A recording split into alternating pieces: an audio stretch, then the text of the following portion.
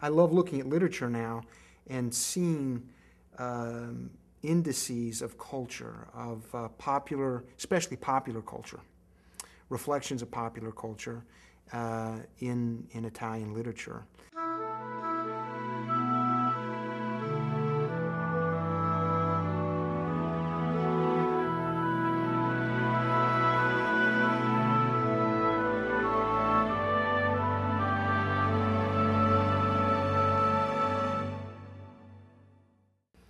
There's something about being in the classroom and sharing, my knowledge of Italian language or Italian culture, my understanding of Italian film or Italian history with students that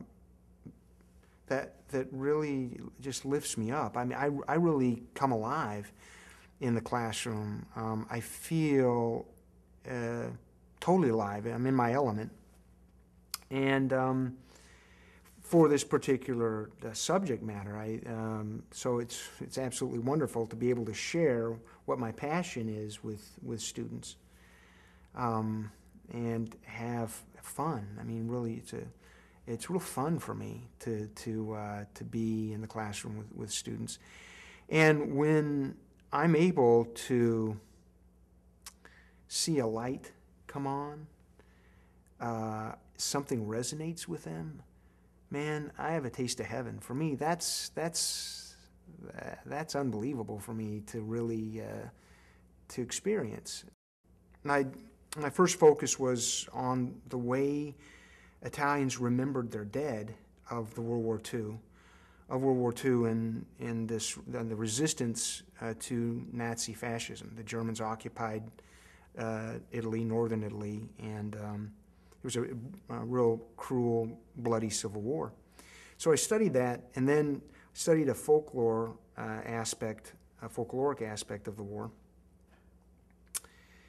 And then I don't know what it was. I sort of remembered this guy.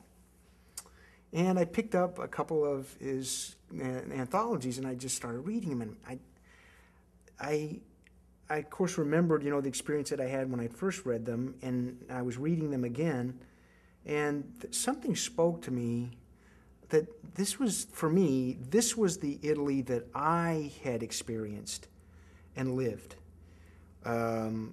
I'd lived 4 years near Venice in not a small town, but Vicenza, and I had many dear friends in a small town by that. And what I was reading really spoke to me about that. I love working with primary source documents. I love archive work. I love going to an archive and delving into the documents, the letters, for example, on Guareschi, the letters, the report cards, his notes, postcards, anything. There's primary source documentation. And then getting a picture of the person, of him as a person, but also the creative process. It's fascinating to me to see how he went from notebook to written, to the published article, or the published tale, the published short story. This is my first time with the University of Toronto Press. It's been this is my second book. It's been a really good process. My first book I did in Italian in Italy, and the Italian press is different. The Italian publishing houses they work differently. This has been a really interesting process for me to learn how books are published here. Guareschi is Italy's most translated author. In particular, this one mythical world that he created, over 23 million copies. It's called The Little World of Don Camillo, in Italian Il Mondo Piccolo.